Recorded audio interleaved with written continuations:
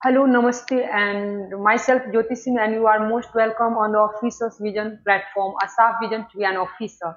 So today we are going to have discussion of the Hindu article, and our topic is going to be a watershed movement in the defense sector.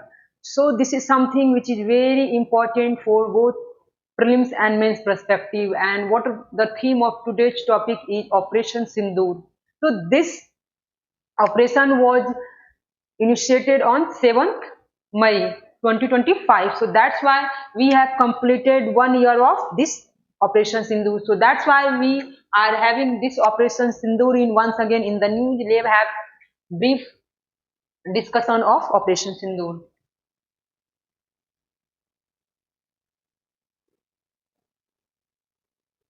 So now we are having a watershed movement in India's defense posture. R.K. Bhadoria have written above article, so we will go into depth. And this is something background of this article. Article discusses Operation Sindoor and its impact on India's defense and security doctrine. So, what do you mean by this above said statement? So, first understand basic background of this article. So, until unless you don't understand basic background of this article, you won't appreciate.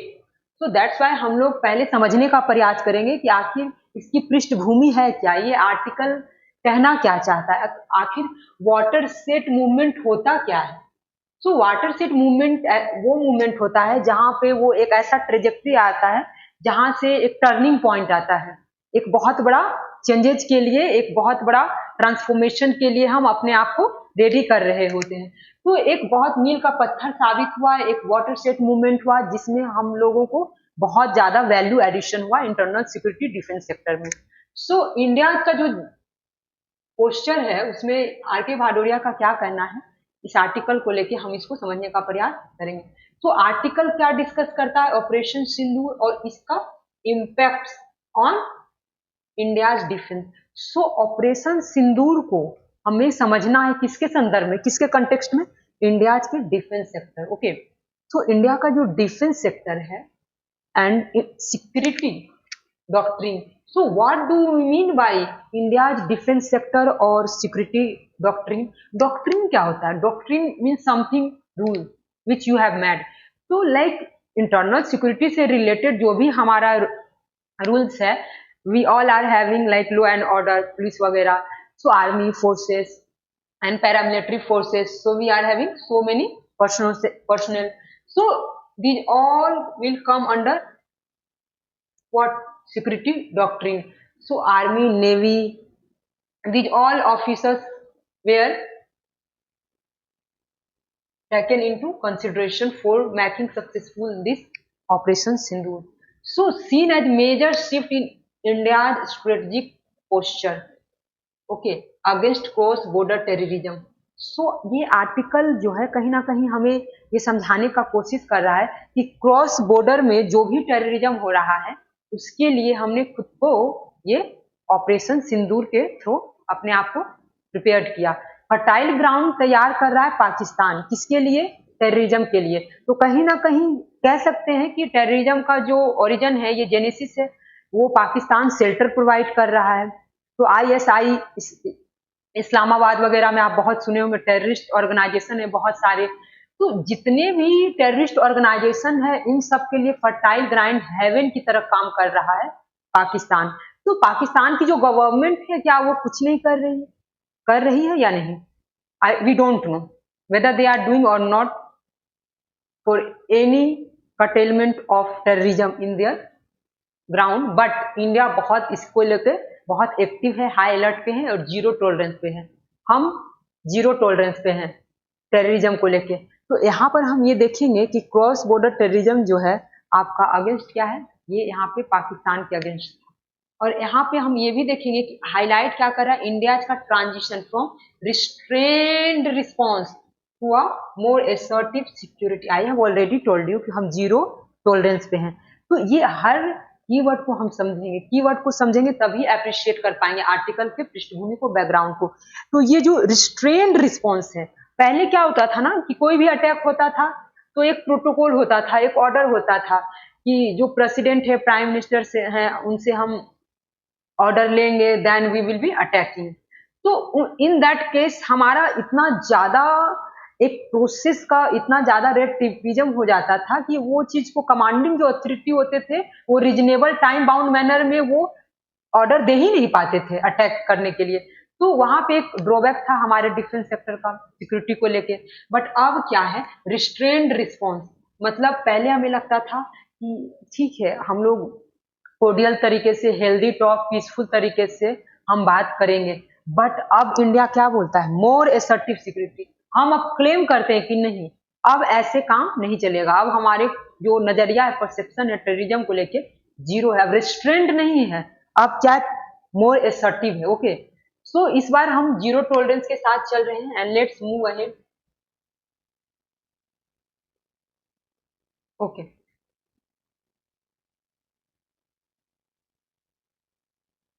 तो next is operation सिंदूर।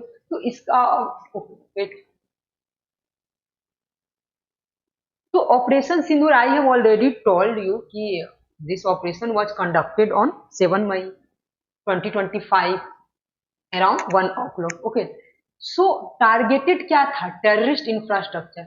मतलब पाकिस्तान में जहां भी terrorist का infrastructure था, जहां उनका setup था, जहां से वो सारे अपने टेररिस्ट जो भी ऑर्गेनाइजेशन था उन सबको अपने वारदात को अंजाम देते थे। और इस तरीके से जो टेररिस्ट इंफ्रास्ट्रक्चर था उसको डिस्ट्रॉय करना पर्पस था। और जो ट्रेनिंग कैंप था, ट्रेनिंग कैंप्स का मतलब यहाँ क्या हुआ, ये जो टेररिस्ट ऑर्गेनाइजेशन होते हैं ना, वो अपने टेररिस्ट के लिए एक ट्रेनिंग कैंप भी तैयार रखते हैं ताकि ये जो लेगेसी है टेररिज्म का वो कहीं ना कहीं कंटिन्यू रखे। तो फर्टाइल ग्राउंड भी ये तैयार करते हैं, उसमें वो ट्रेंड करते हैं फर्दर टेररिज्म जो भी एक्ट है उसको करने के लिए।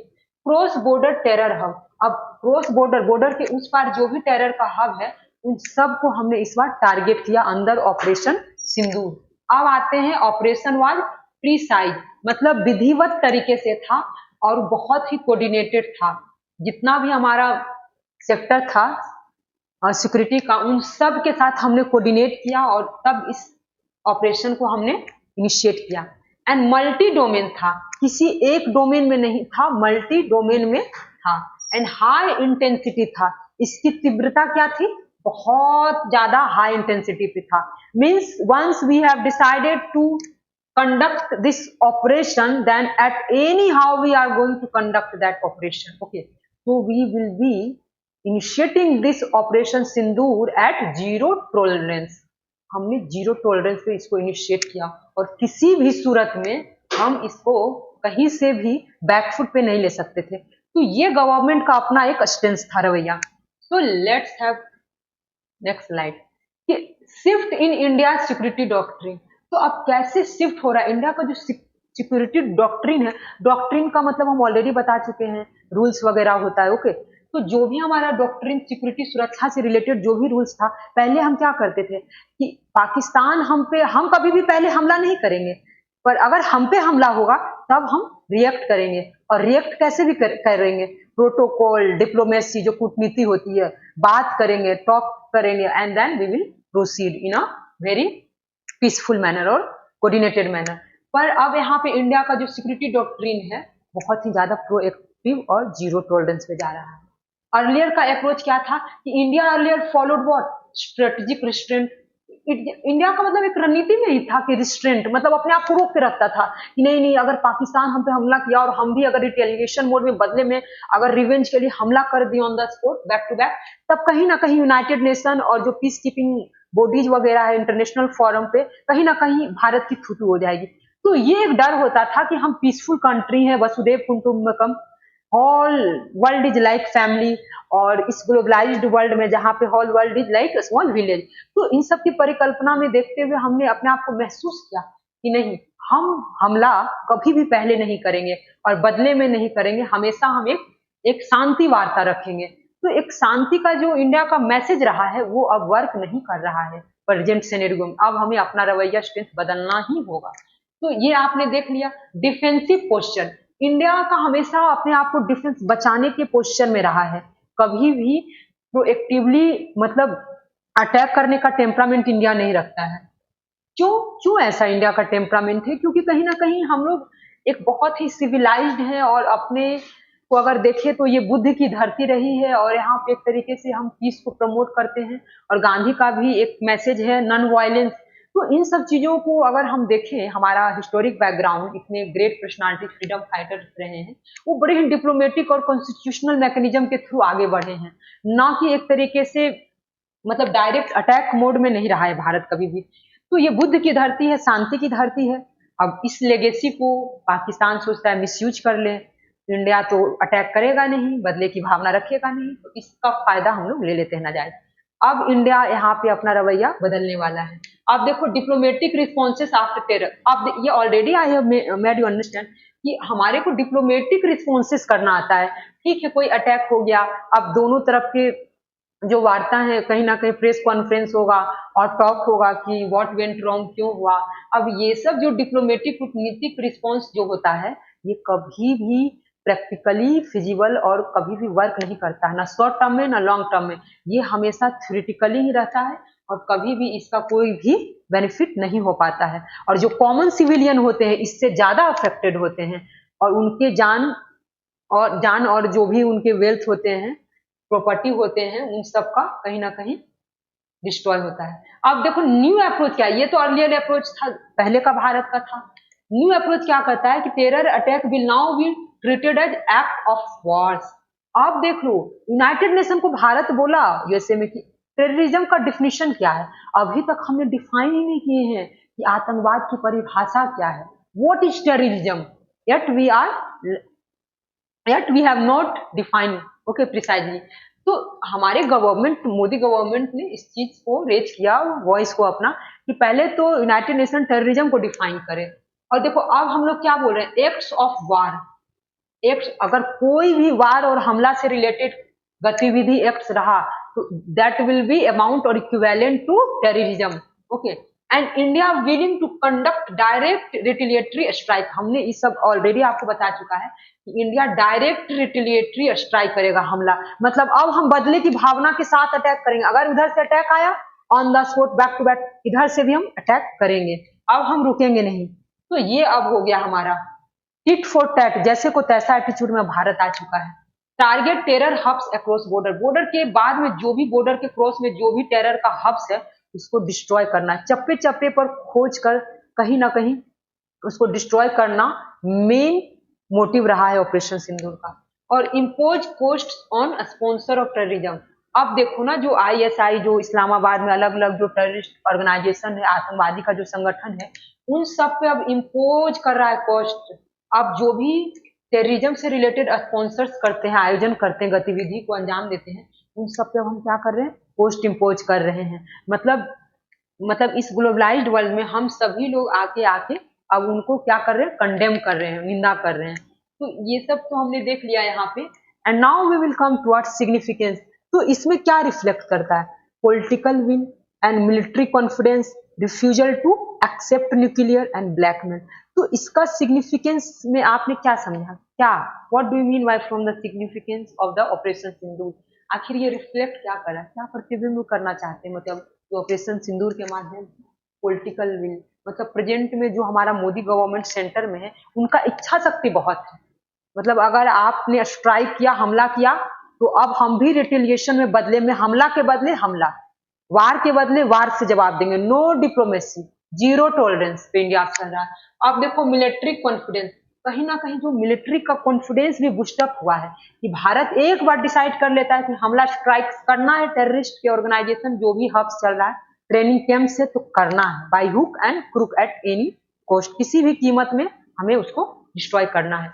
तो देखो मिलिट्री का इससे कॉन्फिडेंस बढ़ता है ना। बैकफुट अगर सेंट्रल गवर्नमेंट ही ले लेगी, डिफेंस सेक्टर ही ले लेगी, मिनिस्ट्री ऑफ डिफेंस ही ले लेगी, तो फिर ये आर्मी और मिलिट्री और जो भी पैरा मिलिट्री फोर्सेस वो क्या कर लेंगे। तो गवर्नमेंट का यहाँ पे रोल आता है। और refusal to accept nuclear and blackmail, तो कभी कभी पाकिस्तान धमकी देता है कि मेरे पास न्यूक्लियर है, छोड़ देंगे। तो इंडिया बोला कि छोड़ दोगे तो फिर हम भी कहाँ पीछे हैं, तो हम भी तो मुंह तोड़ जवाब देंगे। तो इस तरीके का एटीट्यूड में अब इंडिया चल रहा है। Let's have look on this slide. क्या बोल रहा है, ज्वाइंटनेस एंड इंटीग्रेटेड वॉरफेयर। अब देखो यहाँ पे ज्वाइंटनेस है और इंटीग्रेटेड वॉरफेयर है। मतलब हम सब अब ज्वाइंट हैं और इंटीग्रेटेड है, एक है। अब फ्रेगमेंटेड नहीं है कि अब ऑर्डर कहीं से लेना है, अब कहीं ना कहीं डिफेंस में अलग अलग डिपार्टमेंट होता है, अलग अलग विंग होता है, अलग अलग कमांडिंग ऑथोरिटी होता है। उन सब को अब इंटीग्रेटेड कर दिए ताकि चैनलाइज्ड करके एक डायरेक्शन में फोर्सेस का एफर्ट्स को हम लगा सके, कहाँ, हमला करने पे, स्ट्राइक करने पे। अब ये कैसे समझेंगे? Article stresses integration of three services. अब देखो तीनों जो सर्विसेज है ना, उसकी इसको कैसे इंटीग्रेट कर रहे हैं। कोऑर्डिनेशन का काम हमने किया, इंटेलिजेंस शेयरिंग किए। इंटेलिजेंस जो स्पाई होता है, खुफिया एजेंसी होता है, रॉ वगैरह होते हैं, तो वो सब भी हमें बहुत सारे इंफॉर्मेशन देते हैं रियल टाइम पे। That's why we could manage this operation Sindoor. अब रियल टाइम ऑपरेशन था, इतने समय में हमको करना है तो करना है। Now indicate evolution toward creator commands. अब ये क्या इंडिकेट्स कर रहा है, मतलब क्या इवोल्यूशन हो रहा है? क्रिएटर कमांड्स, डायरेक्ट क्रिएटर से कमांड हो रहा है एक तरीके से। And network centering warfare. अब यहाँ पे हम लोग सारा नेटवर्क को सेंट्रलाइज करके कमांडिंग ऑथोरिटी को तैयार करके हम स्ट्राइक को क्या कर रहे हैं, फोकस्ड करके स्ट्राइक कर रहे हैं। मतलब नेटवर्क सेंटरिंग का मतलब क्या होगा? एक सेंट्रलाइज ऑथोरिटी है यहाँ पे, जो भी वारफेयर और साइबर क्राइम हो रहा है और जितने भी स्पेस से रिलेटेड जो भी हैं, आपका डिफेंस में हम बहुत ज्यादा कंट्रीब्यूशन लेते हैं टेक्नोलॉजी का। तो यहाँ पे एक नेटवर्क सेंटरिंग वारफेयर क्रिएट किए जहां से हम लोग बहुत ज्यादा एडवांस्ड टेक्नोलॉजी के साथ हम वारफेयर कंडक्ट कर सके, स्ट्राइक। Integrated battle grounds. तो इंटीग्रेटेड बैटल ग्रुप्स का मतलब क्या हो गया? जितने भी युद्ध में जितने भी ग्रुप हैं, झुंड है, सबको हम इकट्ठा किए। कोई भी आइसोलेटेड फ्रेगमेंटेड नहीं होगा यहाँ वहां। पता चला कि कमांडिंग ऑथोरिटी का जो एफर्ट्स है वो वेस्ट जा रहा है मोस्ट ऑफ टाइम ऑर्डर ही देने में। तो एक सेंट्रलाइज अथॉरिटी को बनाया गया और नेटवर्क सेंटरिंग था, बहुत इंटीग्रेटेड था बैटल ग्रुप, और बहुत ही थिएटर बेस्ड कमांडिंग ऑथोरिटी थी। तो let's have this understanding of India military capability. अब इंडिया का मिलिट्री का कैपेबिलिटी क्या है, अब इस चीज को हमको समझना पड़ेगा, क्योंकि ऑपरेशन सिंदूर में इंडिया का जो मिलिट्री है कहीं ना कहीं वो वर्कफोर्स कहीं ना कहीं बहुत ज्यादा हेल्पफुल रहा सक्सेसफुल करने में इस ऑपरेशन को। कि इंडिया डिस्प्लेड किया, क्या दिखाया अपना प्रदर्शन? Precision strike capability. अब प्रिसीजन स्ट्राइक कैपेबिलिटी का मतलब क्या होता है? You will have to understand. Sorry.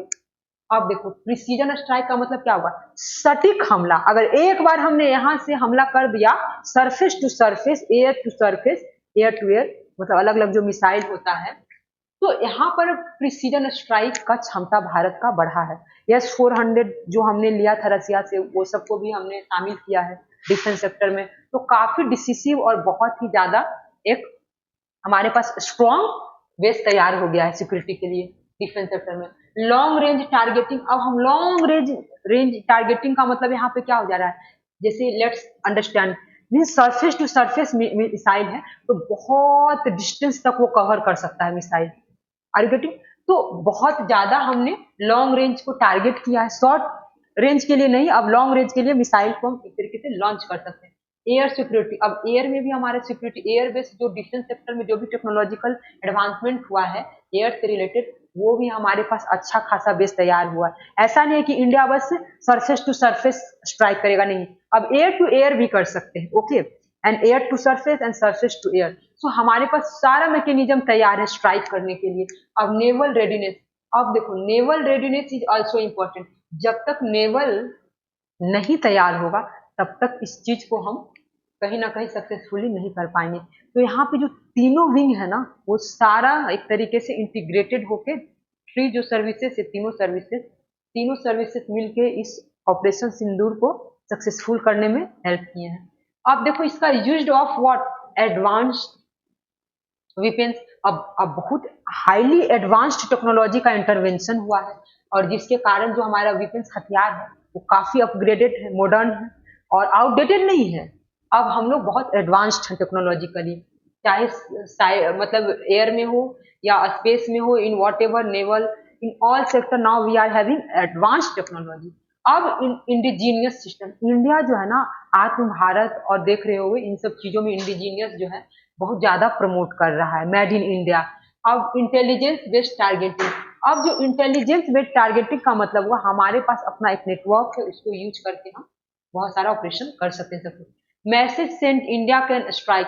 अब संदेश क्या दे रहे हैं कि इंडिया हमला कर सकता है। अब वो वाला इंडिया नहीं रहा कि अब हम हमला डिप्लोमेसी के माध्यम से मैनेज करेंगे, नहीं। टेरर इंफ्रास्ट्रक्चर और स्ट्रेटेजिक जो एसिड्स है, क्रॉस बॉर्डर जो नेटवर्क है, हर चीज पे इंडिया अब स्ट्राइक हमला करने के लिए रेडी है। अब स्ट्रेटेजिक सिग्नलिंग टू पाकिस्तान को अब हम रणनीति के तहत क्या सिग्नल देना चाहते हैं। क्लियर सिग्नल है, terrorism and nuclear blackmail can not coexist. अब टेररिज्म और न्यूक्लियर जो ब्लैकमेल है, ये धमकी जो न्यूक्लियर का आप देते हो और जो आतंकवाद है, अब दोनों एक साथ एग्जिस्ट नहीं कर सकता है। तो एक ये हो गया अपना Pakistan forced into defensive posture and damage control. अब पाकिस्तान को फोर्स्ड किया गया है कि अब अपना बचाव करे, डिफेंसिव कंट्रोल ले एंड पोस्चर अपना अपनाए और डैमेज जो है वह उसको कंट्रोल करे, क्योंकि अब इंडिया भी स्ट्राइक्स करेगा। International community observe India's calibrated response. Okay, अब इंटरनेशनल कम्युनिटी का कहीं ना कहीं पहले हमें डर होता था कि इंटरनेशनल लेवल पे हमारा मतलब एक तरीके से हमारे स्ट्राइक को कहीं ना कहीं एक तरीके से मानवता के खिलाफ कहा जाएगा।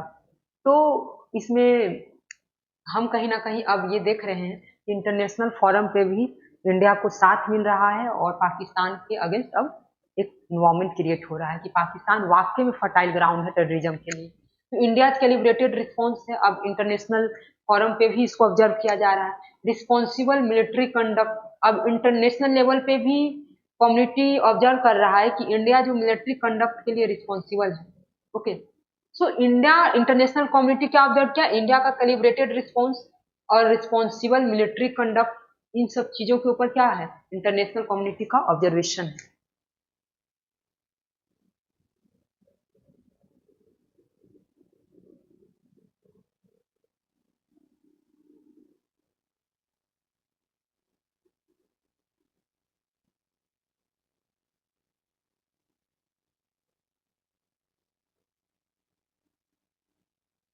अब आते हैं role of indigenous defence production.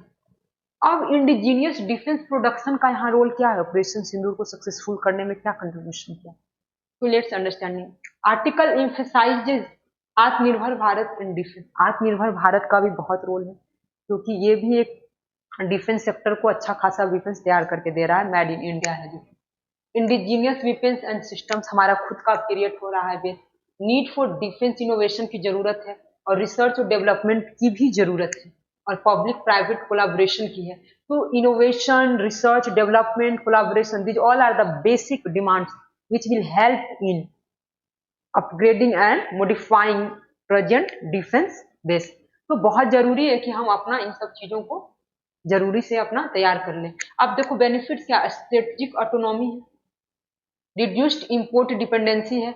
अब हमारा खुद का रणनीति है, अपना खुद का ऑटोनॉमी है, फ्रीडम है।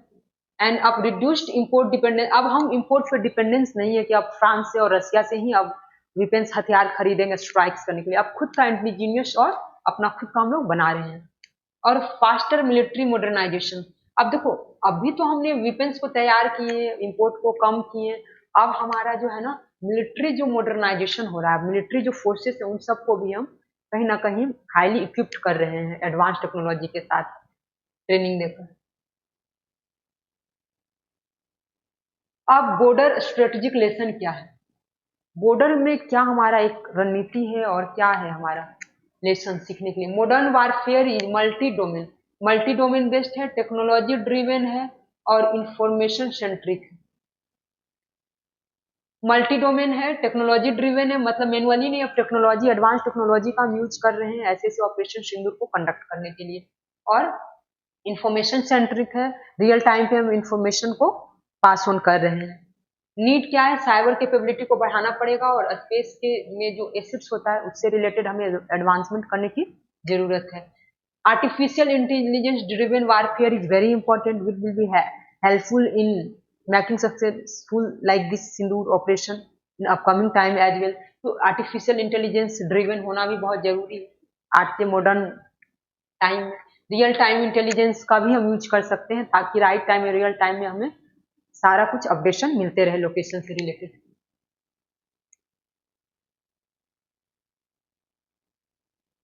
अब हम आते हैं यहाँ पे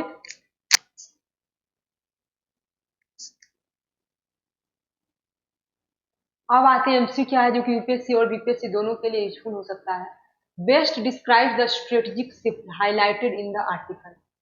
complete demilitarisation of borders, policy of strategic restraint only, treating terror attacks as act of war, reliance only on diplomacy.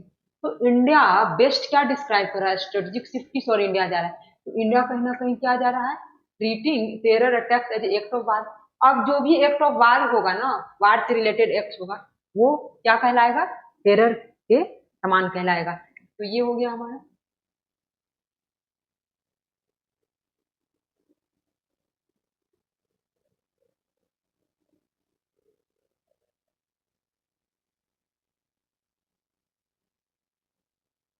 Next question. Operation Sindoor highlighted which of the following: joint military operation, precision strike capability, integrated intelligence operation, और select the correct answer। तो इसमें हमारा क्या बोल रहा है, क्या highlight कर रहा है ऑपरेशन सिंदूर, लेट्स अंडरस्टैंड। तो complete demilitarisation of border, okay no, we have done ना this, no let's.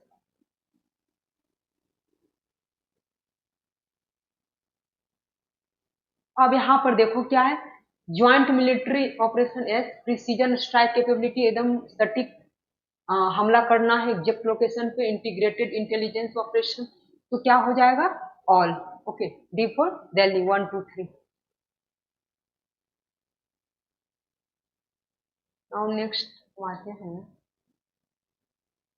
Next question क्या है, द कॉन्सेप्ट ऑफ आत्मनिर्भर भारत, द कॉन्सेप्ट ऑफ आत्मनिर्भर Bharat in defence aims at what.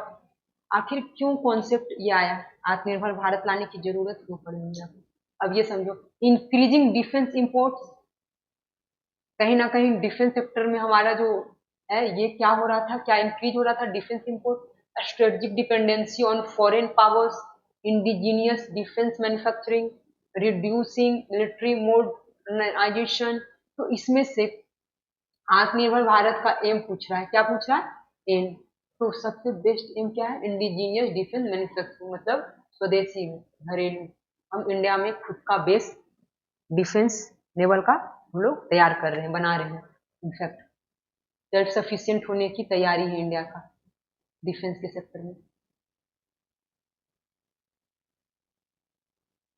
Fourth, modern warfare as discuss in the article increasing depend on cyber capability, space assets, real time intelligence, artificial intelligence. तो कहीं ना कहीं ये हमारा, देखते हैं question, yes, okay, no no no,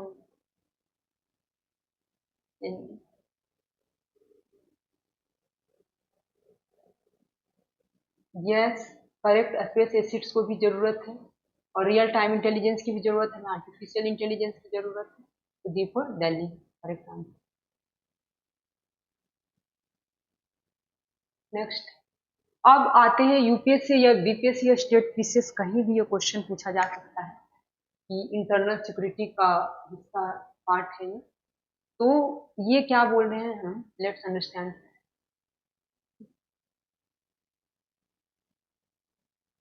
क्या है, India evolving security doctrine reflects transition from strategic restraint to proactive deterrence. मतलब इंडिया जो है अब कहाँ शिफ्ट कर रहा है, स्ट्रेटेजिक रिस्ट्रेंट से प्रोएक्टिव, मतलब बहुत प्रोएक्टिवली जो है एक तरीके से डिटरेंस का काम कर रहा है। मतलब अपने आप को ऐसा दिखा रहा है, एक ऐसा डॉक्ट्रिन रूल्स लेकर आ रहा है, अपनी सिक्योरिटी में इवॉल्व कर रहा है कि अब हम एक एग्जाम्पलरी एक पनिशमेंट के तौर पे ऐसा हमला स्ट्राइक करेंगे जिसमें एक डिटरेंस का काम करेगा, एक सबक सिखाएगा उनको कि वार के बदले वार, ओके, वार का जवाब वार से, नो डिप्लोमेसी, जीरो टॉलरेंस। अब देखो, India security doctrine has undergone significant transformation recent year. Traditionally India followed policy of strategy, traditionally India तो फॉलो करता है क्या। अब देखो यहाँ पे ये समझने का प्रयास करो, ट्रेडिशनली इंडिया क्या फॉलो करता है, हमारा क्या फॉलो करता था, पॉलिसी ऑफ रिस्ट्रेंट, रिस्ट्रेंट। अब relying mainly on diplomacy and limited military responses. पहले क्या था, डिप्लोमेसी ही उसका मेन फोकस होता था और लिमिटेड मिलिट्री रिस्पॉन्स होता था। मिलिट्री से रिलेटेड अटैक नहीं करते थे, मिलिट्री को यूज करते, सिर्फ डिप्लोमेसी को ही यूज करते थे टेरर अटैक होने के बाद भी इंडिया। अब देखो, अब यहाँ पे क्या है, अब हमारा, अब यहाँ उसके बाद changing regional security dynamics and repeated cross border terror have lead to a more proactive. अब मोर प्रोएक्टिव डॉक्ट्रिन क्यों आया है? क्योंकि डायनेमिक जो है ना, रीजनल सिक्योरिटी का डायनेमिक जो है, changing regional security dynamic, changing changing regional security dynamics. So operations such as surgical strike, Balakot air strike and Operation Sindhu demonstrate this shift. तो इंडिया का ये सब जो हमला है स्ट्राइक से क्या डेमोन्स्ट्रेट करता है, क्या प्रदर्शन करता है कि कहीं ना कहीं मोर प्रोएक्टिव डॉक्ट्रिन लेकर आ रहे हैं। अब हम डिप्लोमेटिक वेस्ट नहीं है एंड अब हम ज्यादा स्ट्रेटेजिक रिस्ट्रेंट वेस्ट नहीं है, प्रोएक्टिव डिफरेंस के तहत काम कर रहे हैं। अब हम ये देखेंगे कि की फीचर्स क्या क्या हैं, की फीचर्स को भी अब अंडरस्टैंड करेंगे। Key features of the new doctrine क्या है? Terror attack increasingly viewed as act of war. अब एक्ट ऑफ वार हो गया, टेरर अटैक्स को कहा जाएगा। ग्रेटर इम्फेसिस क्या क्या पे हमारा?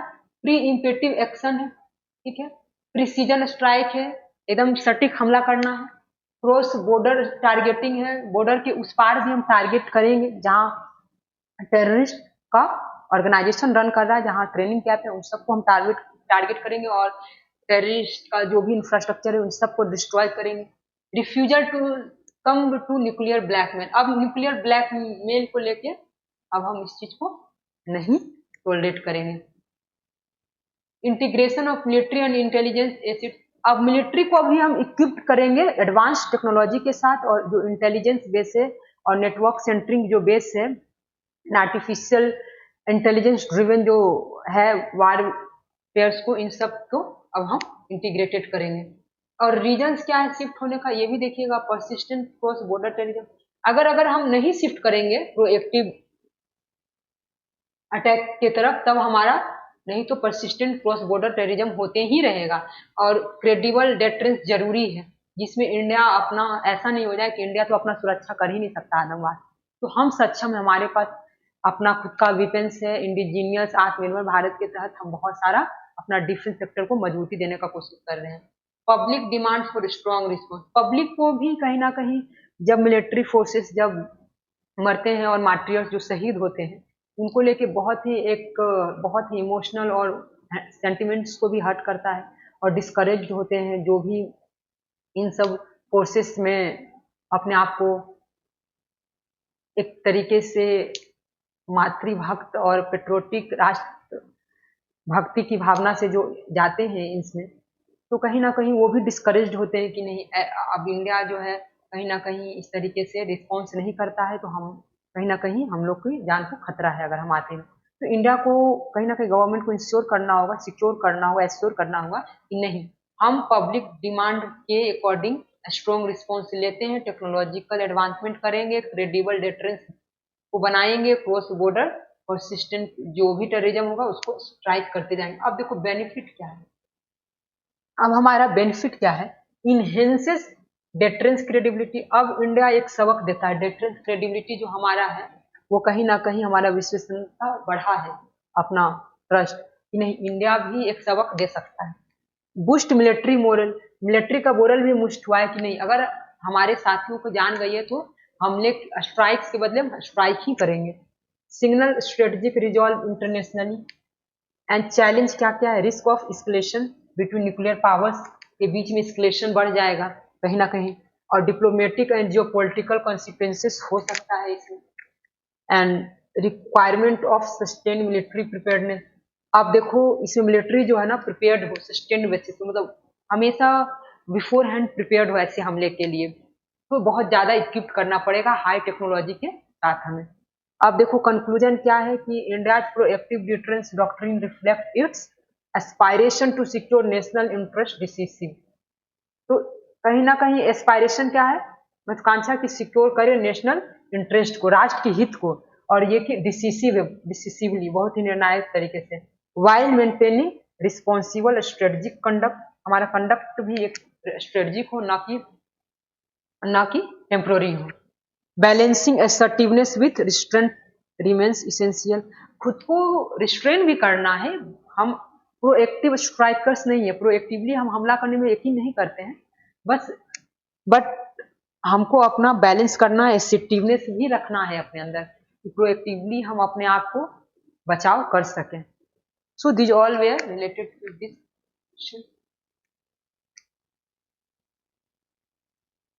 So now defense and technology related what?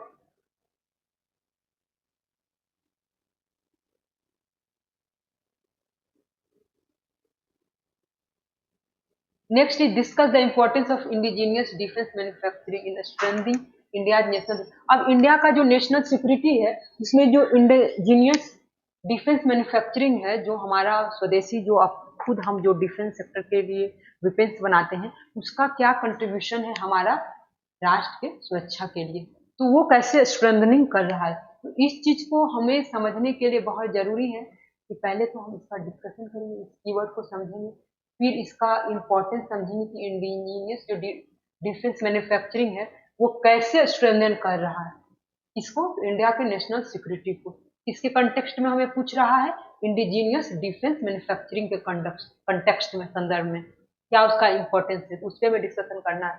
तो कहीं ना कहीं इंडिजीनियस जो डिफेंस मैन्युफैक्चरिंग है वो क्या है, बहुत crucial for achieving strategic autonomy. अगर खुद का अपना एक तरीके से इंडिजीनियस डिफेंस मैन्युफैक्चरिंग हब खुद का नहीं तैयार करेंगे तो कहीं ना कहीं स्ट्रेटेजिक जो ऑटोनोमी है वो हमारे पास नहीं होगा। रणनीति के तहत अगर हमें कभी हमला करना होगा सडन बेसिस पे सॉरी, अगर सडन बेसिस पे हम पे स्ट्राइक किया गया और रिटेलिएशन के मोड में अगर हम हमला नहीं कर पाते हैं, जवाब नहीं दे पाते, हमला के बदले हमला क्यों नहीं दे पाएंगे? अगर हमारे पास खुद का डिफेंस सेक्टर में अगर खुद का डिफेंस हथियार नहीं होगा, बेस स्ट्रॉन्ग नहीं होगा, तो हम डिपेंड होंगे इंपोर्ट करने पे। अब हमें लगेगा फ्रांस दे दे, जर्मनी दे दे, रसिया दे दे, यूएसए से हम डिफेंस वगैरह खरीद ले, इंपोर्ट कर ले।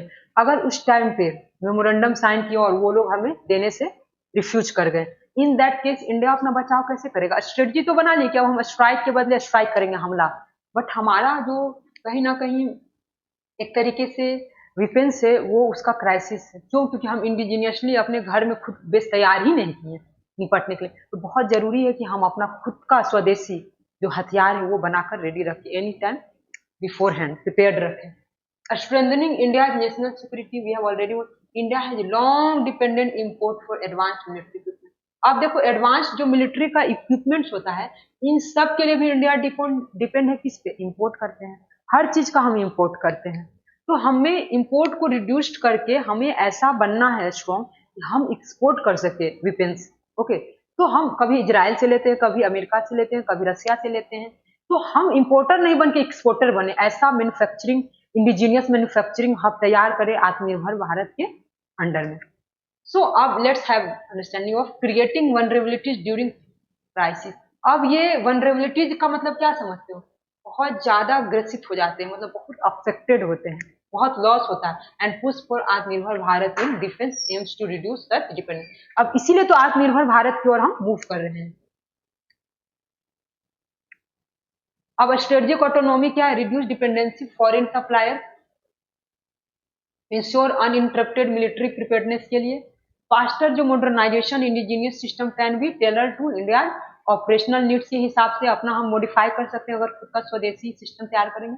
फास्टर अपग्रेड्स एंड मेंटेनेंस, खुद का अगर स्वदेशी हथियार तैयार करेंगे तो उसमें अपना खुद से अपग्रेड कर सकते हैं, अपने हिसाब से मेंटेन कर सकते हैं। इकोनॉमिक्स बेनिफिट्स क्या है? बूस्ट मैन्युफैक्चरिंग सेक्टर को बूस्ट करेंगे और जनरेट एम्प्लॉयमेंट एंड इनोवेशन, हम एम्प्लॉयमेंट और इनोवेशन को भी जनरेट कर सकते हैं। ये इकोनॉमिक बेनिफिट है अगर हम इंडिजीनियस मैन्युफैक्चरिंग तैयार करें वेपन्स के लिए। टेक्नोलॉजिकल एडवांसमेंट में क्या है? इंकरेज करेगा रिसर्च डेवलपमेंट, आर्टिफिशियल इंटेलिजेंस में, cyber system based and missiles, space technology, ये सब का भी हम हेल्प ले सकते हैं। And now we will have export potential भी बढ़ाएंगे। India can emerge as a defence exporter फिर चैलेंज क्या है, लिमिटेड प्राइवेट सेक्टर पार्टिसिपेशन है, प्राइवेट सेक्टर को प्रमोट करना होगा, इंकरेज करना होगा आगे आने के लिए, और टेक्नोलॉजी गैप्स को रिड्यूस करना होगा, टेक्नोलॉजी बेस को और एडवांस्ड करना होगा लार्जर स्केल पे। Delay in procurement and testing, अब हम लोग प्रोक्यूरमेंट करने में अगर डिले करेंगे टेस्टिंग करने में तो वो भी एक चैलेंज है। तो procurement is very important, procurement लाने में डिले करना ठीक नहीं है। अब देखो वे फॉरवर्ड क्या है, strengthening DRDO private sector collaboration, DRDO जो है उसके साथ कहीं ना कहीं जो डिफेंस आपका जो strengthening DRDO private sector collaboration, तो हमें अपने आप को क्या करना होगा, डीआरडीओ के साथ प्राइवेट सेक्टर को भी कोलैबोरेट मिलना पड़ेगा। Okay, increase defence research and development expenditure को भी डिफेंस सेक्टर के लिए हमको इंक्रीज करना चाहिए। जीडी जो हमारा बजट और इकोनॉमिक सर्वे बनता है तो उसमें कहीं ना कहीं हम एलोकेट करते हैं डिफेंस सेक्टर के लिए भी फंडिंग करते हैं। प्रमोट स्टार्टअप्स इनोवेशन इकोसिस्टम को करना ही पड़ेगा। कंक्लूजन में अब हम लोग आते हैं, स्ट्रॉन्ग इंडिजीनियस बेस तैयार करना ही पड़ेगा to mitigate terrorism activities. Strong indigenous defence industry तैयार करेंगे, इसेंशियल है मिलिट्री रेडीनेस के लिए भी और इकोनॉमिक ग्रोथ के लिए भी और स्ट्रेटेजिक इंडिपेंडेंसी के लिए भी और इंक्रीजिंगली अनसर्टेन ग्लोबल इन्वायरमेंट। तो ये सब जो है ना हमारा बहुत सारा मल्टी बेनिफिट है, military readiness, economic growth, technological advancement, there are lots of benefit if we go for Atmanirbhar Bharat and if we go for promoting indigenous made weapons. तो खुद का अगर घर में वेपन्स तैयार होगा तो बहुत ज्यादा एम्प्लॉयमेंट भी जनरेट करेगा और अपने लिए एक सिक्योर सिक्योरिटी के लिए भी एक इन्वायरमेंट इकोसिस्टम क्रिएट होगा। तो now you have must develop understanding of entire operation Sindhu with me, and I try to give my best and I will keep trying to give my best, and thank you very much and have a nice day.